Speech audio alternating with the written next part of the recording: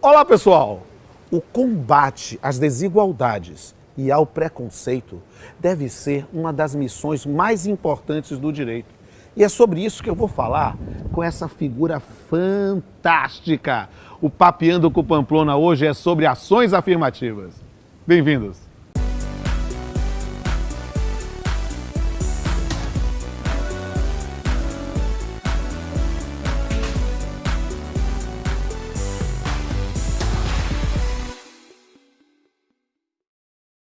Estamos aqui realmente no Papeando com Pamplona sobre ações afirmativas, recebendo Samuel Vida, advogado, professor universitário, militante do movimento negro, uma das maiores inteligências que a Bahia já produziu e que debate esse tema por sentir na pele e no coração.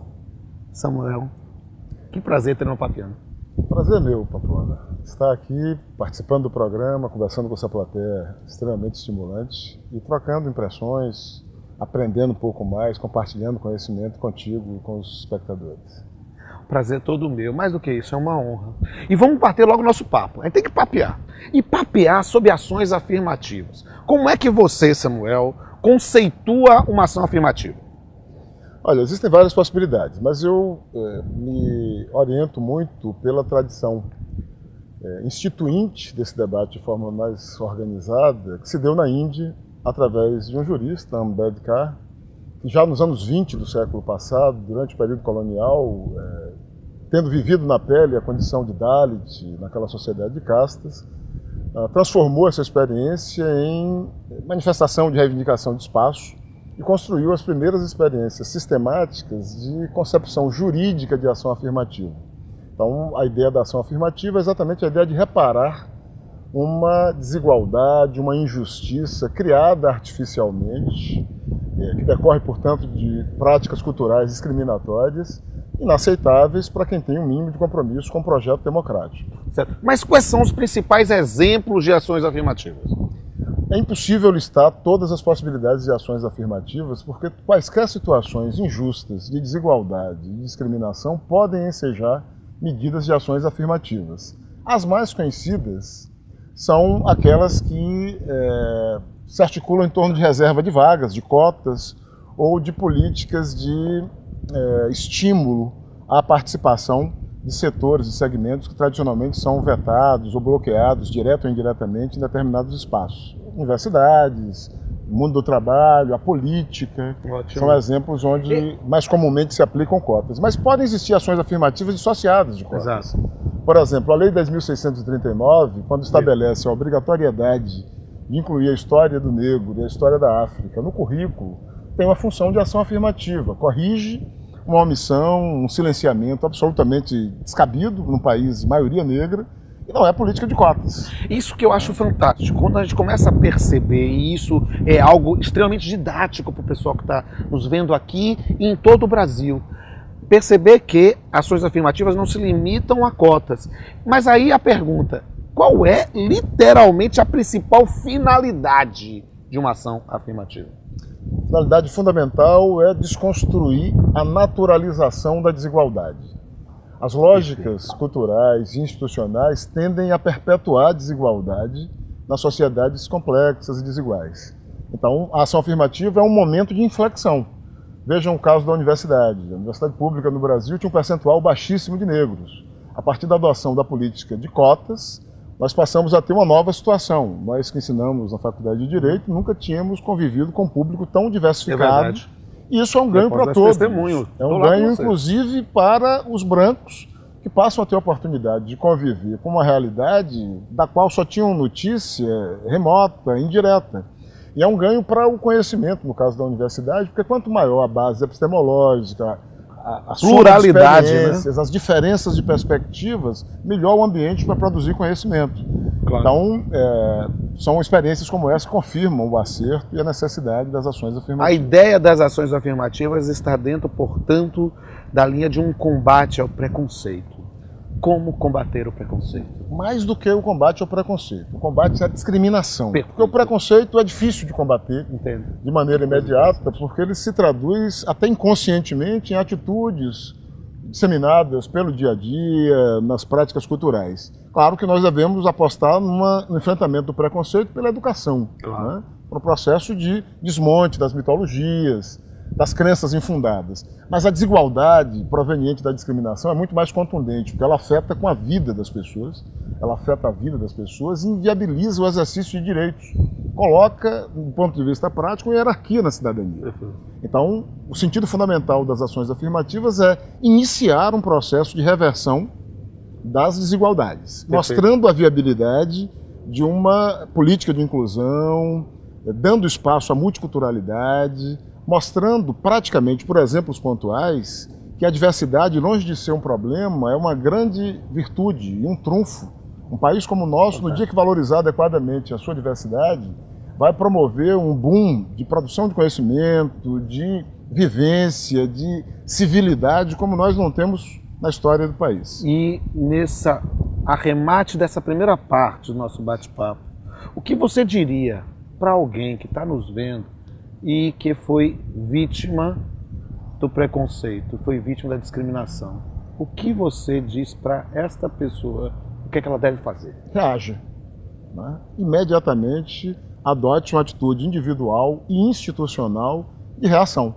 Não se pode admitir como natural o estabelecimento de práticas discriminatórias absolutamente ilegítimas, infundadas, injustas. Portanto, para preservar sua dignidade, reaja. E a reação deve se dar no plano da articulação do que nós já conquistamos no âmbito institucional. Há uma legislação conquistada pela luta do movimento negro, no caso do racismo, há legislação que protege deficientes ou outras minorias, e elas devem ser devidamente instrumentalizadas, provocando o Ministério Público, provocando as delegacias de polícia, denunciando na imprensa e usando a tragédia pessoal, né, como um ponto de partida de esclarecimento. Exatamente. Então, parece que esse é o caminho mais adequado. Eu confesso que eu estou inebriado. Eu acho que esse é um dos temas mais importantes da contemporaneidade. E a ideia do Papeando é discutir com profundidade e leveza temas que são muito sérios. E essa é a lógica da pluralidade. E por isso eu tenho que compartilhar. Eu tenho uma plateia que está ávida para bater um papo contigo. Você quer ver uma coisa? Alguém quer perguntar aí? Eu disse. Olá, professor Samuel. Meu nome é Elaine.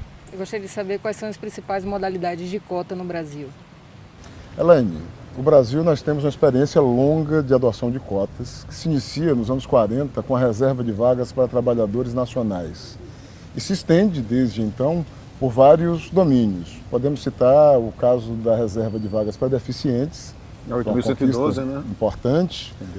E mais recentemente a adoção de cotas nos partidos políticos, no processo eleitoral, para garantir a representação de mulheres no parlamento. Então nós temos experiências variadas ao longo dos últimos 80 anos no país. Além das cotas raciais. Né? Além das cotas raciais, evidentemente. Olá, professor. Meu nome é Nadjara. O senhor acha que as cotas devem ter uma limitação temporal? Nadjara, a limitação temporal é uma premissa da política de cotas, porque evidentemente que a política de cotas não pode pretender ser permanente, ela tem a função corretiva. Atingidos os objetivos, ela deve cessar. Agora, nas situações complexas, esse tempo de correção pode ser mais longo. Prorrogado também, E né? eventualmente A questão de uma análise de uma conveniência política, Perfeito. mas a ideia é de que é algo para modificar a realidade. Perfeito. Professor, meu nome é Edmundo. O que o senhor acha dos critérios para o enquadramento de uma pessoa numa cota e o que o senhor acha do critério da autodeclaração? Edmundo, os critérios variam conforme o tipo de discriminação, o tipo de situação que se pretende corrigir. O fundamental é que não reste dúvida de que a pessoa beneficiária é atingida por aquela manifestação injusta que gera desigualdade.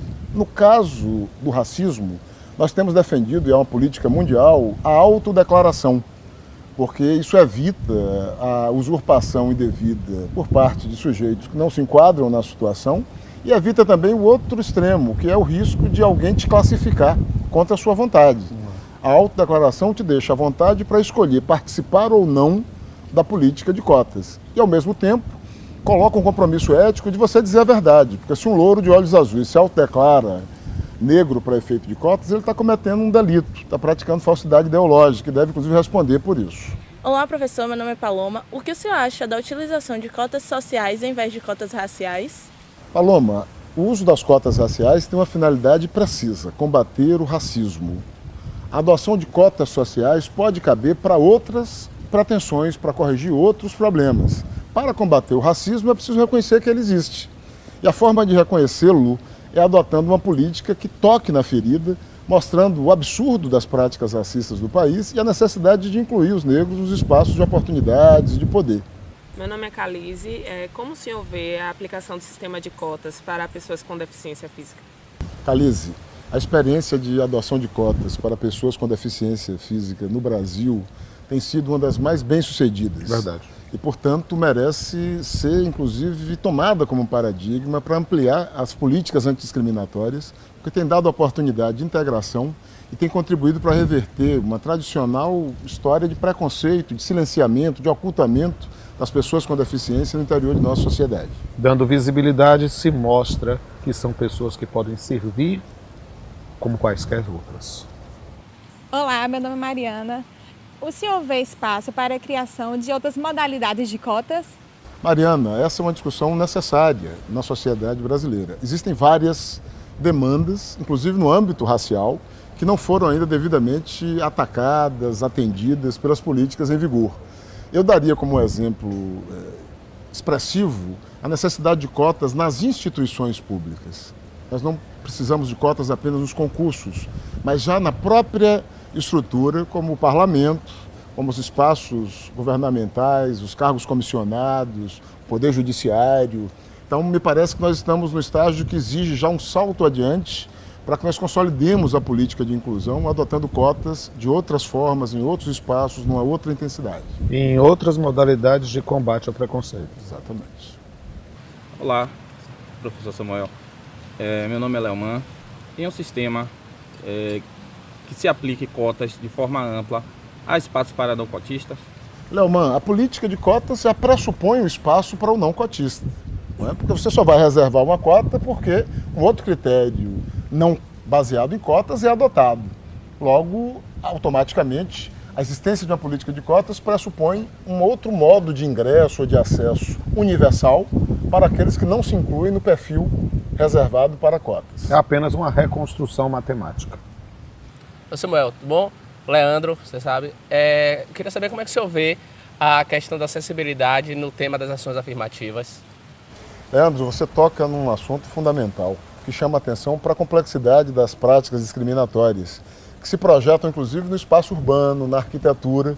E a questão da acessibilidade é uma das que mais evidencia como nós não nos preparamos para lidar com a diversidade. Portanto, há uma conexão estreita com a discussão sobre ações afirmativas e é mais uma possibilidade de adoção de políticas de ação afirmativa que não se materializarão como cotas, mas como outras formas de garantir a oportunidade às pessoas que dependem de um acesso diferenciado de usufruírem do espaço público, de circularem livremente e exercerem a cidadania. Essa questão é importantíssima. Como é importante esse tema. Eu estou muito feliz, muito honrado. Falar sobre o combate ao preconceito, o combate à discriminação, é uma missão que eu tenho tomado para a minha vida, Samuel. E eu acho que poucas pessoas seriam tão simbólicas para falar sobre esse tema num Papeando com Pamplona quanto você. É um prazer enorme tê-lo recebido. Amigo. Prazer é meu. Longa vida ao Papeando com Pamplona. E é hora de terminar. Terminar só este programa, pois nunca deve terminar a luta no combate à discriminação, no combate ao preconceito.